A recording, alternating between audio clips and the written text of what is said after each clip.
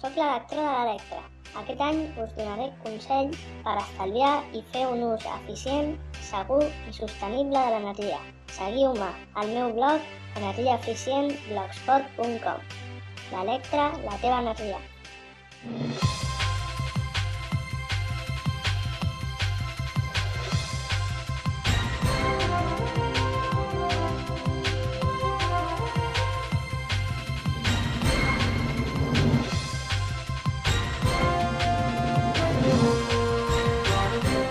Bona nit. Temps d'eleccions, temps d'inauguracions. La consellera de Salut, Marina Geli, inaugura el Centre de Medicina Avançada de la Mútua a Granollers, el nou consultori local de Paludàries a Lliçà d'Amunt i avança que el nou Hospital de Mollet s'inaugurarà el 18 de juliol. És la notícia més destacada del Redacció Vallès Oriental d'aquest dilluns, però en tenim d'altres que repassem en titulars. La consellera de Salut, Marina Geli, inaugura el Centre de Medicina del Vallès, un equipament de la Mútua del Carme situat a Granollers, que aposta per les últimes innovacions en radiologia i configura un nou pol de serveis a la capital vallesana. Geli inaugura també el nou consultori de Paludàries, a Lliçà d'Amunt. Una trentena de persones en risc d'exclusió social troben feina a través del programa Incorpora de l'Obra Social La Caixa. El programa busca a través de la intermediació que els més febles puguin accedir al món laboral. L'Escola Pia de Granollers coordina el projecte. Centenars de persones participen en la segona festa prehistòrica de la Roca, una cita amb el patrimoni històric local que es vol posar en valor. El de la Roca és el segon conjunt megalític més important de Catalunya, amb la pedra de les Orenetes, patrimoni de la humanitat, com a element més destacat.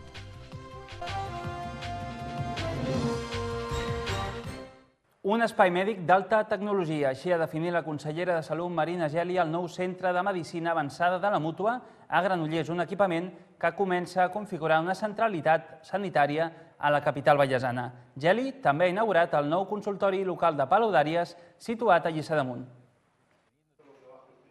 Tecnologia al servei de la salut. És la idea que resumeix el nou edifici de la Mútua a Granollers, el Centre de Medicina Avançada. L'equipament ha estat inaugurat aquest divendres per la consellera de Salut, Marina Geli, la plana major de l'entitat assistencial i l'alcalde, Josep Mayoral. Les autoritats han fet una visita a les noves instal·lacions situades al carrer d'Agustí Vinyamata i que configuren un futur pol sanitari ben a prop d'Urgències Centre, la Mútua i el futur hospital lleuger a l'antiga policlínica. En l'edifici es reuneixen diverses empreses d'assistència tècnica. El CEMAP s'oferirà salut dental, medicina estètica, reumatologia i osteopatia, tractament per a malalties neurodegeneratives, podologia i assistència sanitària. La Mútua ha invertit 10 milions en fer el Centre de Medicina Avançada com una aposta emprenedora. Com neix això? Com neix que es faci un centre com aquest? Doncs neix d'una voluntat, d'una actitud emprenedora que crec que portem a la població d'aquest país al damunt nostre, i neix de la il·lusió de millorar cada dia, neix de la il·lusió de fer les coses cada vegada millors. Però el servei de diagnòstic per la imatge és la cirereta del pastís, un equipament preparat per 8.000 exploracions a l'any, l'activitat del qual serà en part pública. La consellera ha destacat l'activitat i l'actualització del servei de les antigues mútues de socors. Donaran servei en els seus, per descomptat, mutualistes, però a moltes altres persones amb diferents tipus de partenariats, encara que la propietat d'aquest centre sigui el 100% de la Mútua del Carme. I vostès, per tant, han fet un model, que és el que s'imposa en el món més innovador en el sistema sanitari, que és el d'ambulatorització. La major part de les coses avui es poden fer sense ingrés. I, per tant, aquí es poden fer diagnòstics, es poden fer cirurgia petita, es poden fer moltíssimes qüestions amb la Mútua aquí al costat i per tant això també permetrà ser més eficients i a més atendre moltes altres persones. Per la seva part, l'alcalde de Granollers, Josep Mayoral, ha destacat que amb el CEMAP la ciutat reforça la seva capitalitat, just en un indret central que està avançant. Ha lloat l'arquitectura i el nou edifici com un exemple d'optimisme en temps de crisi. Aquest edifici contribueix decisivament a la millora d'un espai central de Granollers que està avançant amb la peatonalització de la carretera, amb moltes millores que també estem vivint, però que obre un nou debat en el que hi entrarem, que és la millora de tot l'entorn de la plaça Berenguer i la millora de l'Avinguda del Parc. Per altra banda, la consellera Geli ha anunciat que el nou Hospital de Mollet, la principal inversió a la comarca en molts anys, s'inaugurarà el proper 18 de juliol. La dispersió urbanística de Lliçà d'Amunt és important. Un poble i moltes urbanitzacions.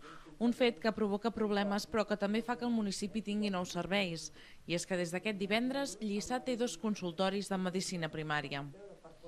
La consellera de Salut, Marina Geli, i l'alcalde Ignasi Simón han inaugurat un espai de 700 metres quadrats on s'han invertit més d'1 milió d'euros.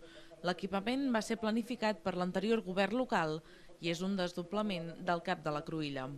Donarà servei a unes 5.000 persones i s'oferirà medicina general, pediatria i infermeria. Una part de l'atenció continuarà al centre d'atenció primària. Per tant, els serveis són més petits. Algunes coses s'hauran de derivar cap allà, però s'intenta que no. El tema de pediatria, per exemple, hi ha moltes menys hores aquí que allà, però de moment es cobreix. S'anirà treballant dia a dia, també una mica amb l'època que estem. Possiblement sí que coses que voldríem fer aquí, possiblement ara, per començar, no les podran fer, però allargar segur que sí. La consellera de Salut, Marina Geli, ha remarcat la inversió del govern al Vallès Oriental. S'han aplicat mesures de discriminació positiva en una comarca amb un dèficit d'inversió. Caldrà seguir invertint, tot i que a un altre ritme.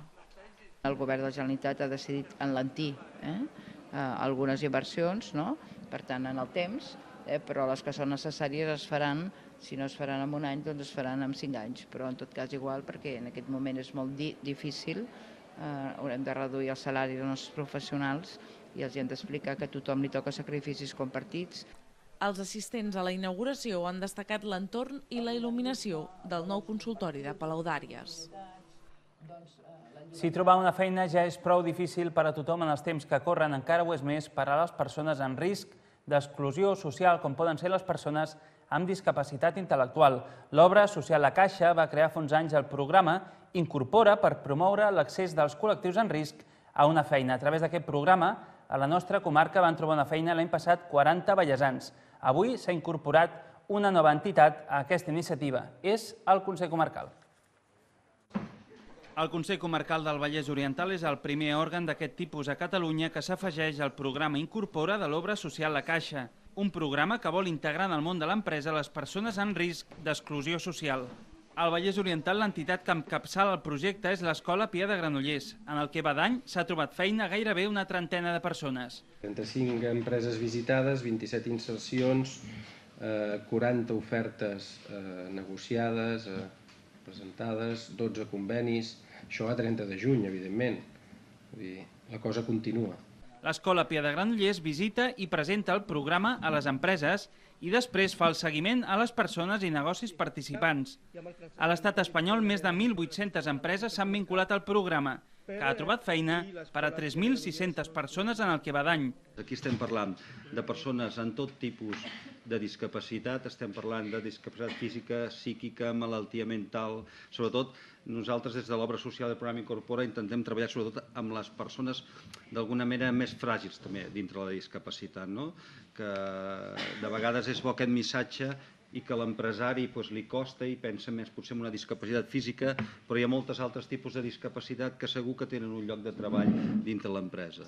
Amb la crisi econòmica han crescut un 40% els usuaris de les entitats que hi participen, però també hi ha més empreses participants. A la comarca, una de cada 2 empreses visitades hi col·labora d'alguna manera.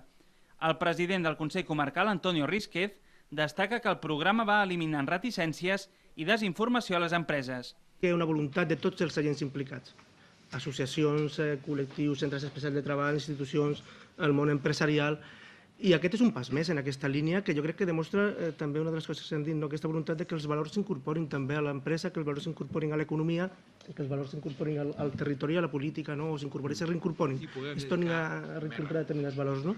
En aquest sentit, Rísquez ha de destacar la xarxa Lismivo, creada per diverses entitats vallesanes que treballen per la inclusió de les persones amb discapacitat. Ara, l'òrgan supramunicipal també s'afegeix al programa Incorpora. L'acte ha acabat amb la signatura del conveni de col·laboració.